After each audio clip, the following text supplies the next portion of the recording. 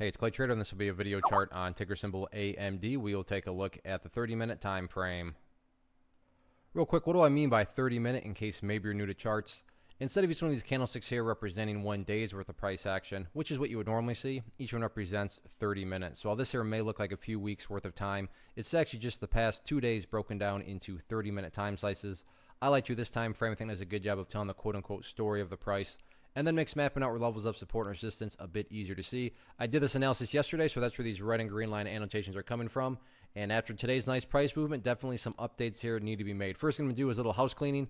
Just get rid of this line down here. Sure, it still pertains to the chart, but from a presentation standpoint and not wanting to have a million lines everywhere that can cause clutter and confusion, I just want to try to keep this as clean as possible, so it's as simple as possible. So with that being said, first update that does need to be made comes from a foundational principle in charting, which states when levels of resistance are broken and closed above, you want to see them act as support.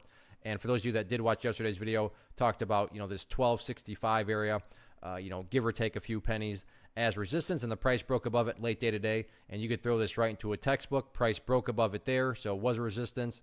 And then you can see the bears try to, press back down through it. But great example of, former resistance then acting as support right there, and then you can see the price just continued on up. So ideally speaking, if the price can stay up above that 1265 area going forward, that would be the biggest sign of power on the bull's part. Now if the price falls below it, by no means am I saying that the entire chart's ruined or anything, but yeah, if the price can stay above it, that is going to be the ideal situation. From the big picture perspective, though, as I talked about yesterday, really all about the purple line right there, which is the 50-period simple moving average. So as that line continues to draw itself and move upwards like that, it's you can just picture that as a long-term trend line. And obviously, if the price is remaining above an uptrending trend line, well, that implies that the price itself is uptrending, and that's what you want to see from a long perspective. So, keep an eye on that. That's just a very cut and dry way to measure the current health of the move, and the move being defined as this right here. So as long as the price is above the purple line, the move is in full health. Now, what about areas of resistance? Where are some potential battlegrounds that the bulls are going to have to fight through? Curious on this, so I'm actually going to scrunch up a chart, see if that corresponds with anything else. Let's see. And yes, I'm talking to myself right now. These were some lows. Nope, not even up there. So right around 1315, next overall area of resistance. Short-term wise, yeah, you have, this, if you want to just even draw a trend line like this. Or really, you could argue that a breakout just started there if you draw that trend line. And then you look right there. So the question is, is this going to get continuation up to the 1315 mark? So that would be a logical thing to ask.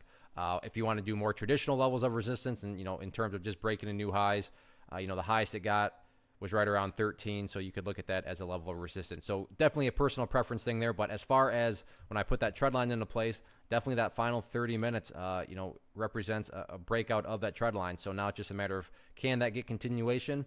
We shall see.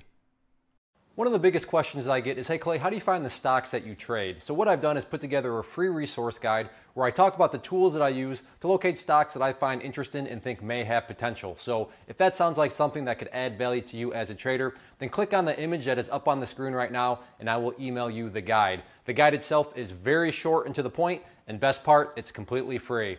Thanks for watching the video. Let me know if you have any questions.